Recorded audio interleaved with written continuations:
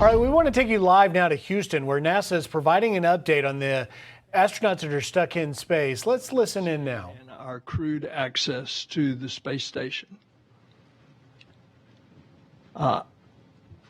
This whole discussion, remember, is put in the context of we have had mistakes done in the past. We lost 2 space shuttles as a result of there not being a culture in which information could come forward. We have been very solicitous of all of our employees that if you have some objection, you come forward. Space flight is risky, even at its safest, and even at its most routine. And a test flight by nature is neither safe nor routine. And so the decision to keep Butch and Sonny aboard the International Space Station and bring the Boeing Starliner home uncrewed is a result of a commitment to safety. Our core value is safety, and it is our North Star. And I'm grateful to NASA and to Boeing for their teams, for all the incredible and detailed work to get to this decision. Turn it over to Jim. Thank you, sir. Thank you and Deputy Administrator Melroy for your support along the way, and certainly for being here today. It means a lot. I'd like to communicate to all of you that we've come to this decision using our program, our mission directorate, and our agency level processes. That includes the decisions that happen at the commercial crew program, at the space operations mission directorate level, and the agency level, and includes all of our technical authorities from engineering, safety, medical, and flight operations. As the administrator said, our focus is on safety all the time, and this certainly is no different. The uncertainty in our margins is where we have come to make the decision that the administrator laid out. That uncertainty remains in our understanding of the physics going on in the thrusters, and we still have some work to go. You'll hear more from others on the specifics, but I'll tell you that the NASA and Boeing team have made incredible technical progress in the model development that has gone on, the thruster testing, understanding material properties within the valve, and the complicated fluid physics that are happening inside. We will continue to learn. We are a learning organization, and I think we've demonstrated that here.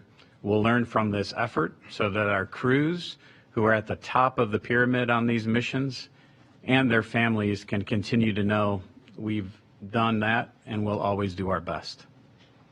For our team, our programmatic and technical teams, both NASA and the Commercial Crew Program, in the Space Station Program, and our Boeing teammates have worked endlessly to get to launch, and certainly in the past 2 months. They've done this while the whole world has gone on around them. A hurricane through Florida, a hurricane through here, while their homes are damaged and without power, they came to work. Some of them lost family members along the way. Their kids went back to school and life in general went on, but they were here every day working long hours. They have persevered, and I want them to know how grateful I am that they are on our team. This has not been an easy decision, but it is absolutely the right one. Let me turn it over to Ken Bowersox and thank Ken and all the leaders here and the ones that are not here with us today for their work. Thanks, Jim, and thanks to you and the administrator for joining us for this press conference and for our meetings. You guys have been heavily involved, and we appreciate that. I also want to thank everybody who's here in the room with us and watching online. It says a lot that you're with us on a Saturday, and I want you to know how much we appreciate your support as we work to fly our mission safely. I'm really proud of the NASA team and the Boeing team for all the work they've been doing the last couple of months. It's really been impressive to see how they've been very agile in testing, gathering data, and completing analysis. And then having the tough discussions that go along with processing that data and coming to conclusions. Our intent today was to have the first part of a flight readiness review.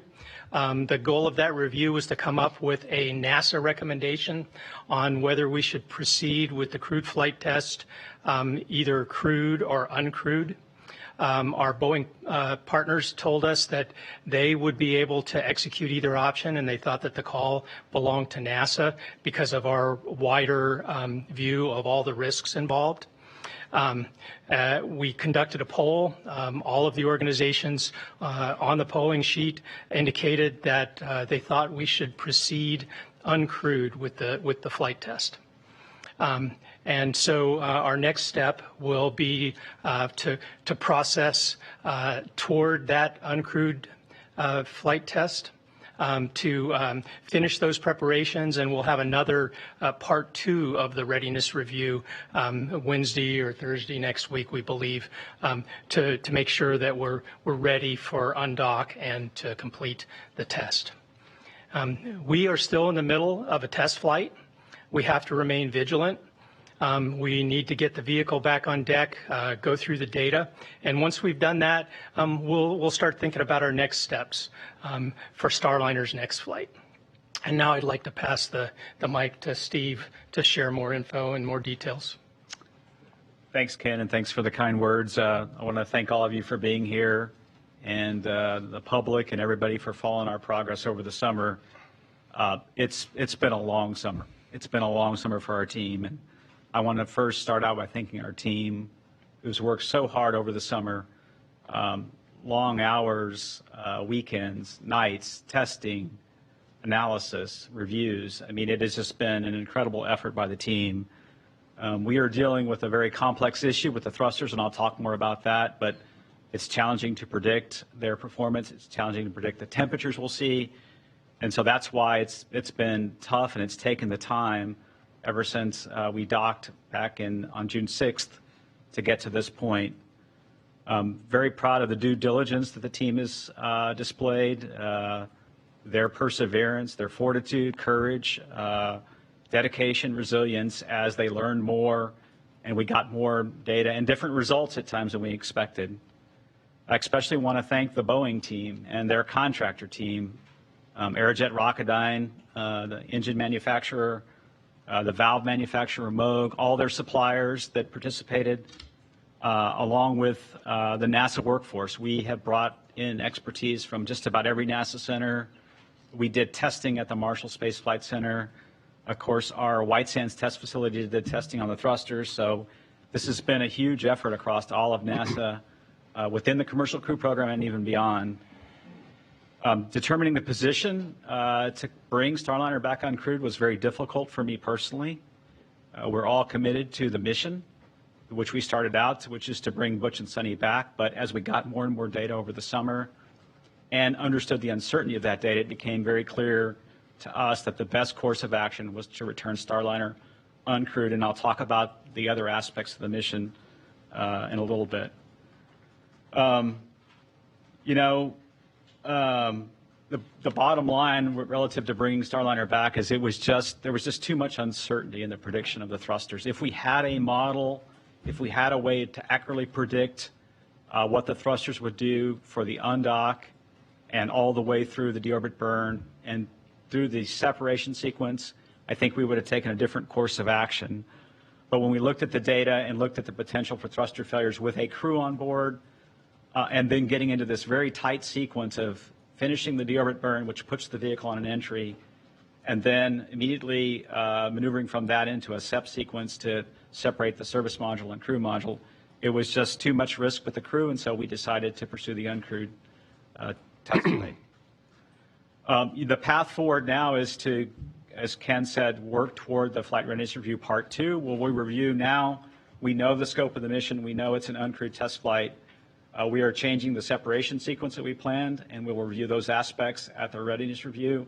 We're going to go with a simplified separation technique to get away from station a little more quickly. We'll get to the deorbit burn and execute that nominally. We have a good setup in terms of the opportunities into the White Sands Space Harbor for a number of opportunities in September.